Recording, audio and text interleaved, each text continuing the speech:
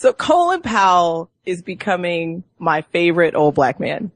Why? Favorite. So he actually, you know how he got into it about the Republicans not too long ago. Yes. And how the Republican Party has is it a dark vein of intolerance? Yes.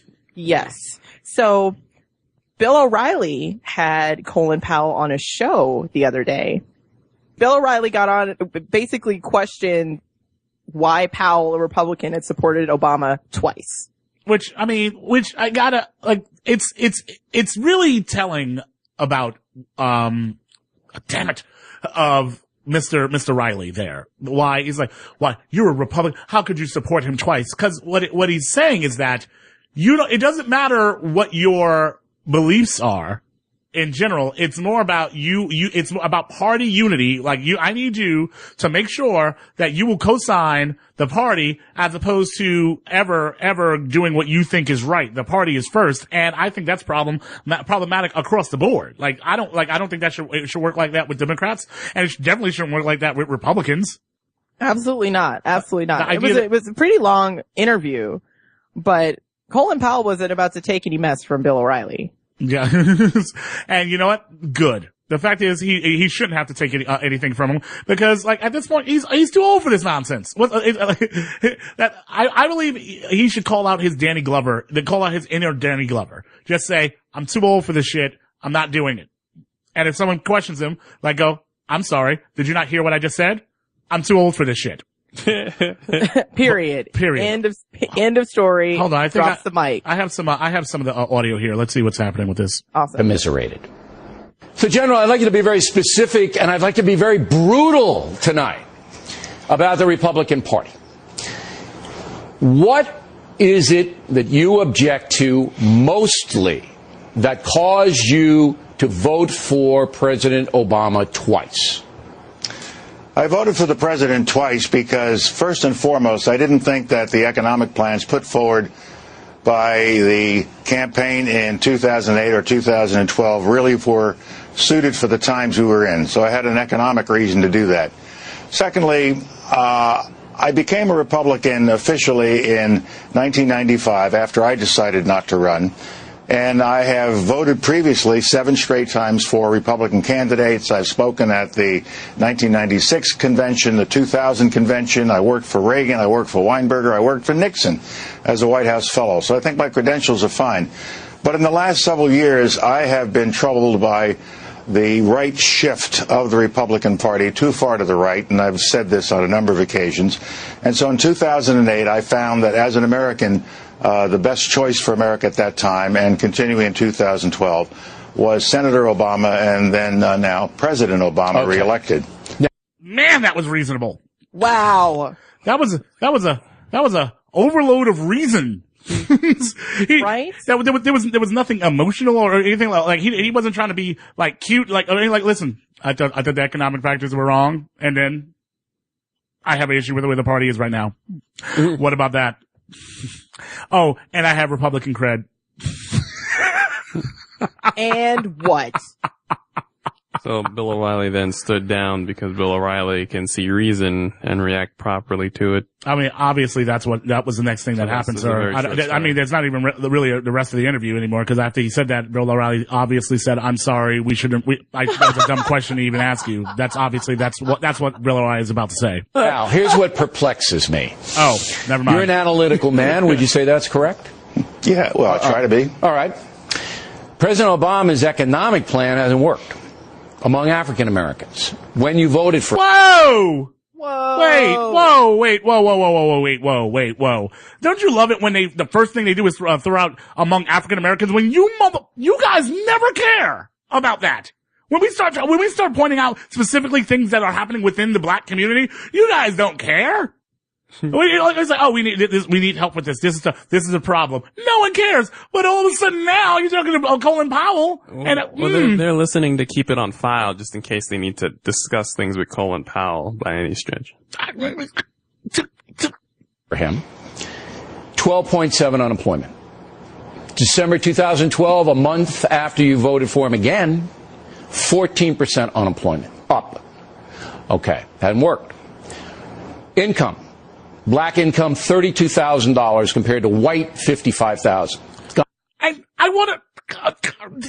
Are you pretending that, first of all, that actually he's not pretending. He probably has no clue that if there is ever an economic issue in America, that it hits people of color, first of all, a little bit later and a little bit longer. This is what this is just how it works in society. When the collapse first happened, we didn't feel it that much. It's later on. It's everything's has the ripple effect that we end up feeling it. And we've always had a higher percentage of the unemployment rate than the rest of the country. And that was happening the entire time George Bush was president. So what is it?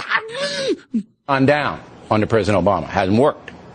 So you basically said to yourself, I'm still going to support the guy, even though his economic policies haven't worked for African Americans and pretty much anyone else. Why are you only seeing me as an African American, Bill? That because you did cite it. You did cite it, though. No, I know that. But you cited it in some of your criticisms. You said, and correct me if I'm wrong, that the disengagement of the Republican Party from the minority community, blacks and Hispanics, troubled you.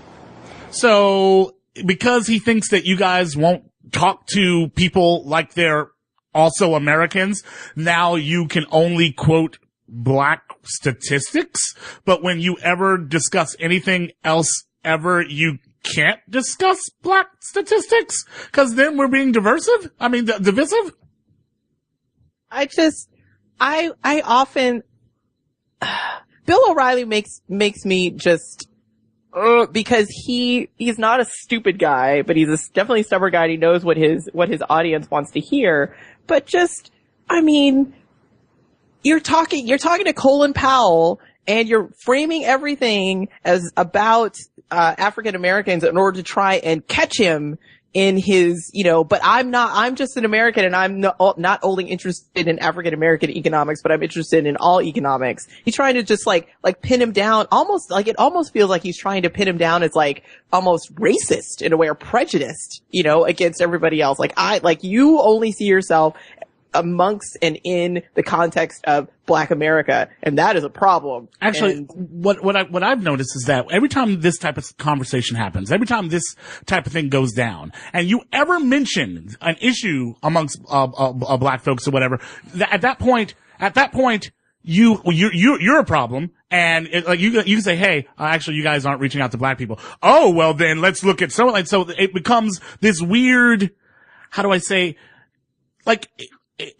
It's almost as if that, and by the way, this is why some people don't bring up race, and especially within the Republican Party, and it's because when you do, even if you're absolutely correct, at that point you're looked at as divisive, and now the conversation is completely derailed. Whether or not the Republican Party is in fact completely and totally problematic no longer matters, because you mentioned black people, so now we're gonna poke at you about black people. What about that? I know that you are an American with a record that, lots of people support it, but whatever. No.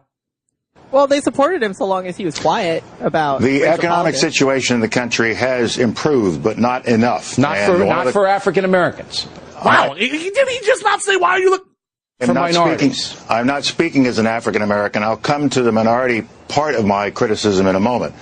But we have seen a doubling of the stock market. The financial system has stabilized.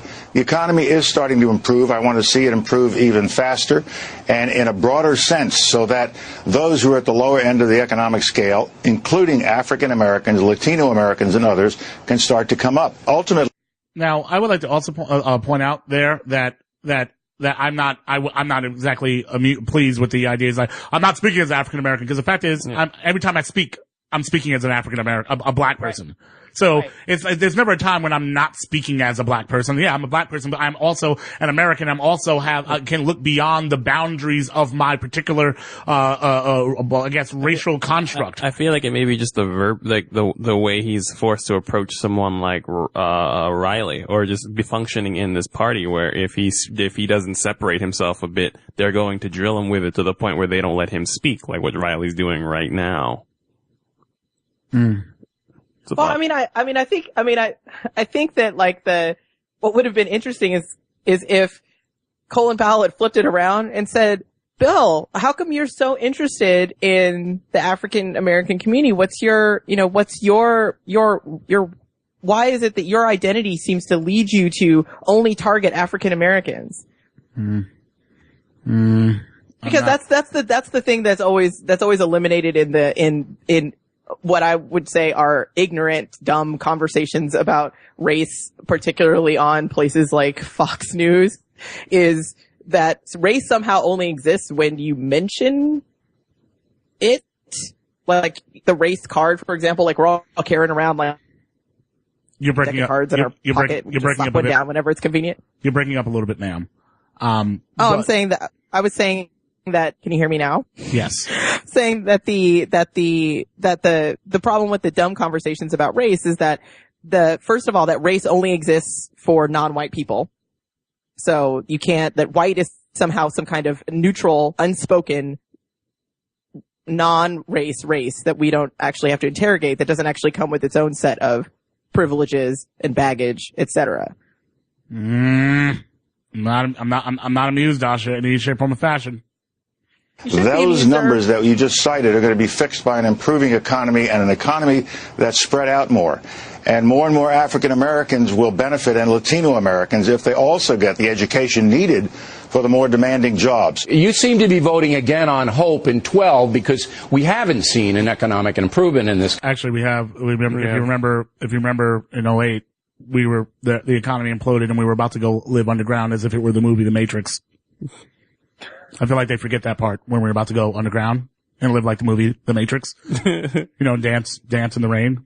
No, underground there's going to be no rave dancing. Underground rave dancing. No Cornel West. Yes, no. And Cornel West is obviously one of our leaders. Country very much. And in addition, the big spending policies of the Democratic Party and the president have driven the... I'm sorry, the big spending... You do realize that you guys spent a crap load of money over 8 years.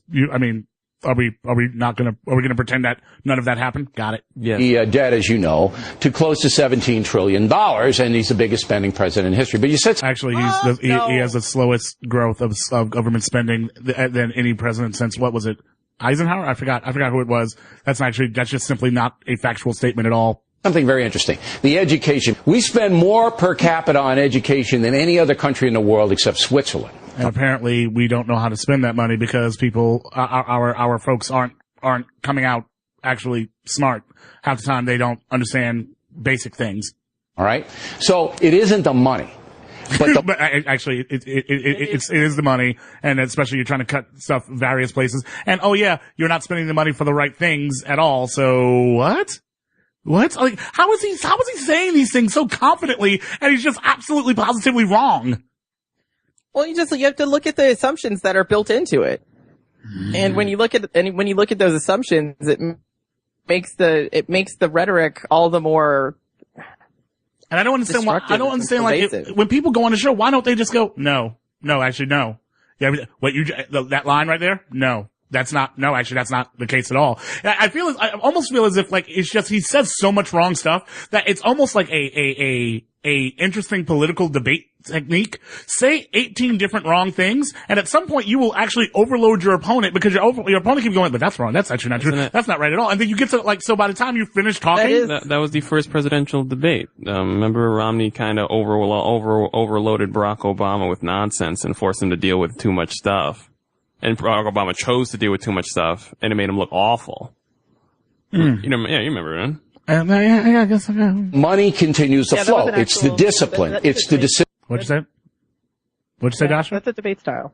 To literally just say 15 wrong different things? I have never heard of that. Integration of the family structure. All of the things that the Republican Party and the conservative movement are emphasizing. Yet you have drifted away from them. And I'm saying to you, it's not about money and education. Am I wrong? It is money and education, but... Yes, you are. You are so wrong in so many different ways. I don't know how to start. My brain just imploded because of how wrong you were. It's more fundamental than that. Now, with respect to some of the things I've been saying, I've been critical of the party, is that I don't think the party recognizes the fundamental demographic changes that are taking place in the country. In one more generation, African Americans, Asian Americans, and Latino Hispanic Americans will be the majority of the country. And we have to educate those youngsters for the positions of leadership that they are going to occupy. You don't think that's being done and now? I don't. No!